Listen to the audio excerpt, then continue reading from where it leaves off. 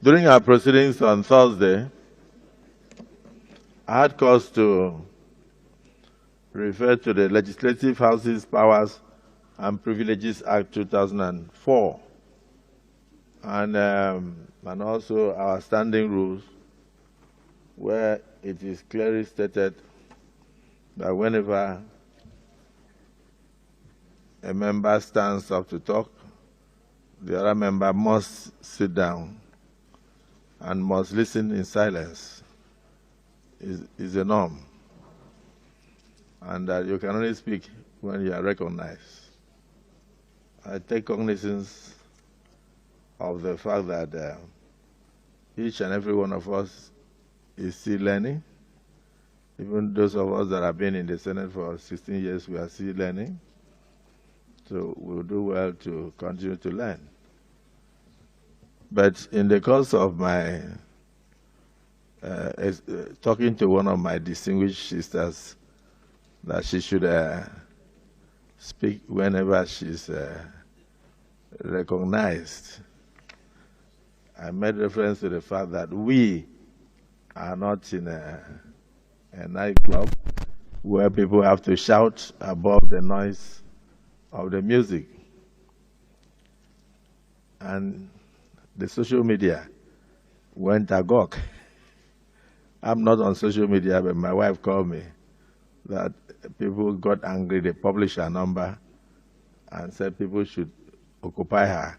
So she used to receive, she received over 2,000 to 3,000 phone calls a day. And then I tried to on one of my phones. I realized it was in the public. In fact, the phone crashed after about 3 hours. So I am very happy with the interest generated by Nigerians in what goes on in these chambers, because we are here to cater for their interests. And so for them to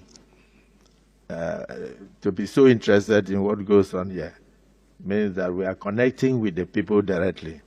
And it would have been terrible if we were doing all this work and the people were not even aware of what we are doing. But the communication was totally misunderstood.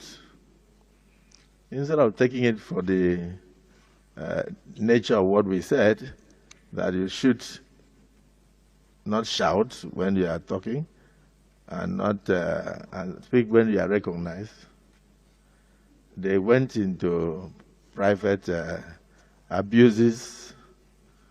I don't want to say what they did to me, because what they did to me, I think I don't merit it. I was telling DSP that it's even the one they should be talking to, because in my tradition, we marry only one wife. So they listed so many wives on social media. And at the end, it will look as if the Senate President had or has so many wives. When indeed, I'm reporting to my colleagues, I have only one. And I'm satisfied with that one. And she's a beautiful and loving woman. I will not intentionally denigrate any woman. I have a wife, I have 4 daughters. And I always pray that God will lift a girl child to the highest zenith in Nigeria, politically and in business. I also want my children to do well. So, distinguished Senator Natasha, I want to apologize to you if you felt offended. If I had mentioned that we are not in the market, they will say I said you are a market woman.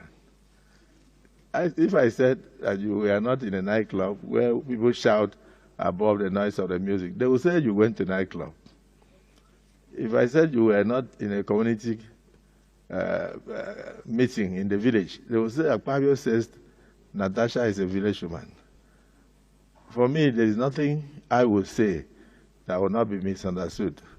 But the interest generated in the social media, people jumped in, shows that you have a lot of political enemies.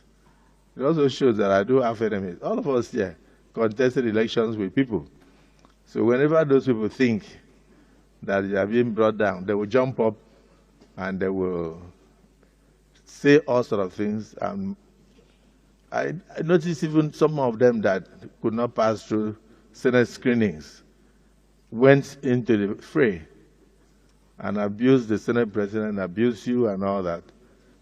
I don't know how you took it, but I felt that I should tender a public apology to you over the miscommunication and the misunderstanding.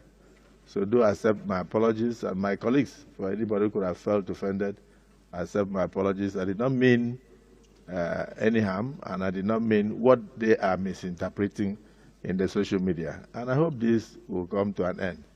And people should concentrate on things that will move this country forward and not things that will divide us. So I hope the apology is accepted. Leader of the Senate.